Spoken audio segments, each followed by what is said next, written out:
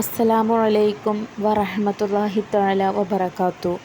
പ്രിയ സഹോദരങ്ങളെ, വിശുദ്ധ ഖുർആൻ അല്ലാഹു നമുക്ക് നൽകിയ അനുഗ്രഹമാണ്.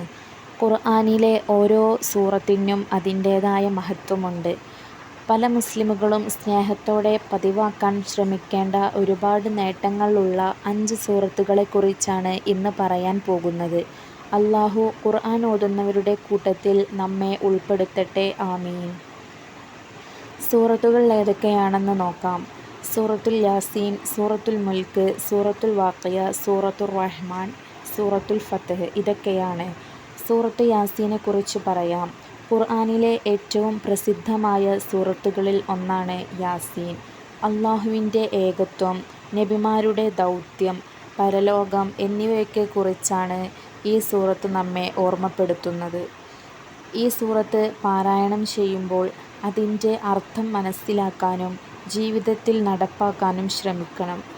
ഖുർആനുമായി നമ്മുടെ ബന്ധം കൂടുതൽ ശക്തമാക്കാനും യാസീൻ സൂറത്ത് നമ്മെ സഹായിക്കും. അതുകൊണ്ട് തന്നെ നിത്യജീവിതത്തിൽ നമ്മൾ പതിവാക്കേണ്ട സൂറത്തുകളിൽ ഒന്നാണ് യാസീൻ. ഇനി രണ്ടാമത്തെ സൂറത്താണ് സൂറത്തുൽ മുൽക്ക്. ഉറങ്ങുന്നതിൻ്റെ മുമ്പ് ഈ സൂറത്ത് പതിവാക്കാൻ നബി സല്ലല്ലാഹു അലൈഹി വസല്ലമ തങ്ങൾ പറഞ്ഞിട്ടുണ്ട്. അല്ലാഹുവിൻ്റെ ആധിപത്യത്തെയും സൃഷ്ടിയുടെ അത്ഭുതങ്ങളെയും ഓർമ്മപ്പെടുത്തുന്നു. ഇത് പതിവാക്കിയാൽ ഖബർ ശിക്ഷയിൽ നിന്നും നമ്മൾക്ക് ഒഴിവാകാവുന്നതാണ്. അതുകൊണ്ട് സൂറത്തുൽ മുൽക്കും നമ്മൾക്ക് നമ്മുടെ ജീവിതത്തിൽ പതിവാക്കാം. ഇനി മൂന്നാമത്തെ സൂറത്തുൽ പറയാം. സൂറത്തുൽ വാഖിയ.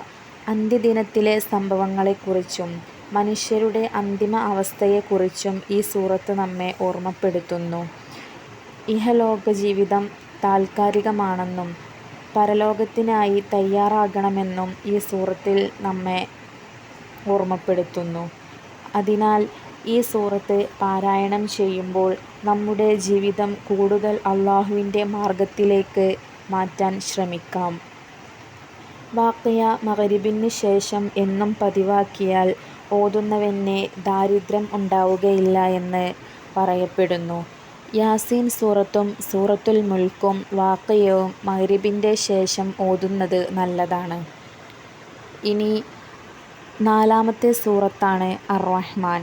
അല്ലാഹുവിൻ്റെ അനന്തരമായ അനുഗ്രഹങ്ങളെ മനോഹരമായി വിവരിക്കുന്ന സൂറത്താണ് സൂറത്തുർ റഹ്മാൻ. അല്ലാഹു നൽകിയ അനുഗ്രഹങ്ങൾക്ക് നന്ദിയുള്ളവരാകാനും അവനെ കൂടുതൽ സ്മരിക്കാനും ഈ സൂറത്ത് നമ്മെ പ്രേരിപ്പിക്കുന്നു. അടുത്തത് അഞ്ചാമത്തെ സൂറത്താണ് ഫത്ഹ്. ഫത്ഹ് എന്ന വാക്കിൻ്റെ അർത്ഥം തന്നെ വിജയം എന്നാണ്. ഈ സൂറത്ത് പതിവാക്കുന്നവർക്ക് ഒരുപാട് നേട്ടങ്ങളുണ്ട്.